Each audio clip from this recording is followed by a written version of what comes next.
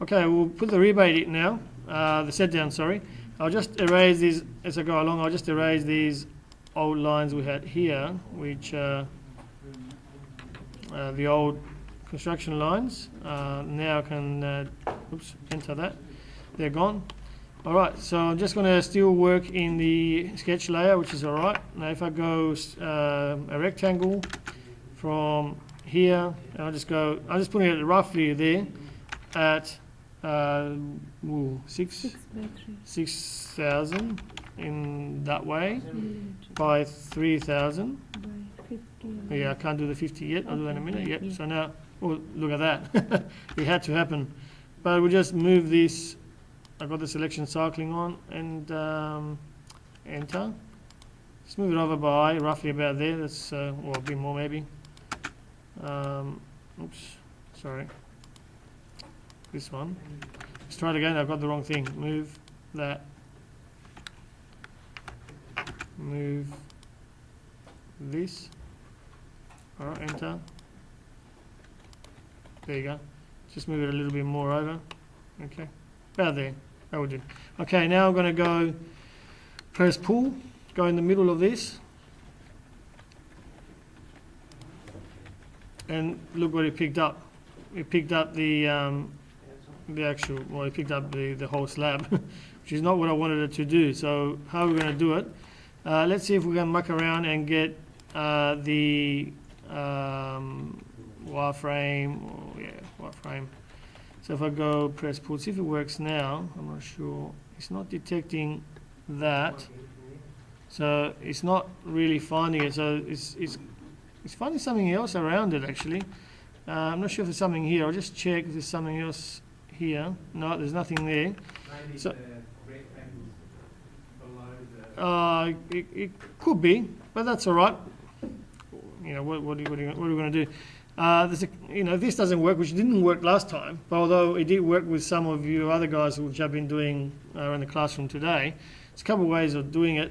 Well, the other way would be to then opt to go for an extrusion, rather.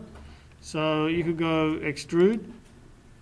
And that way you can select that, enter, and go minus 50. See if that works.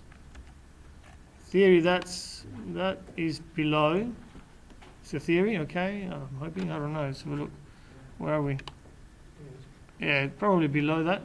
All right, so I'll just turn on the conceptual or something like that, and see if I can. All right, so now how am I going to get this thing?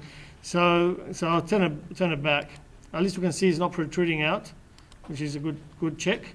So now we can just do a subtract from the main one, enter, to this one. Oh goodness, read. Subtract. Select the main one to subtract. Okay, one found.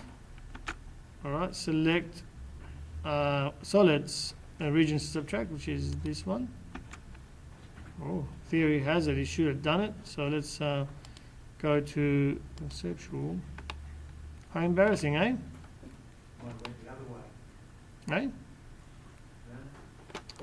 You went the other way?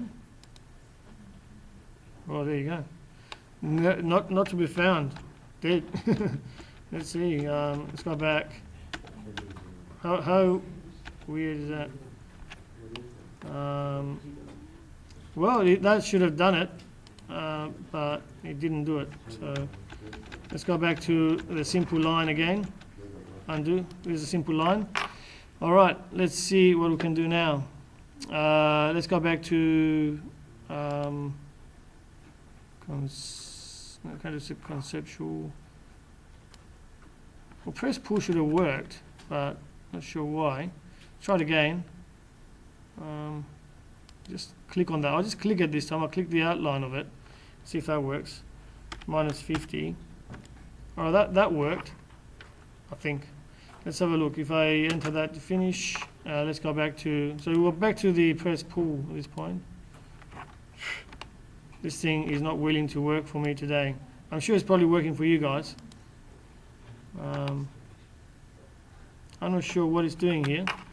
There is something in there.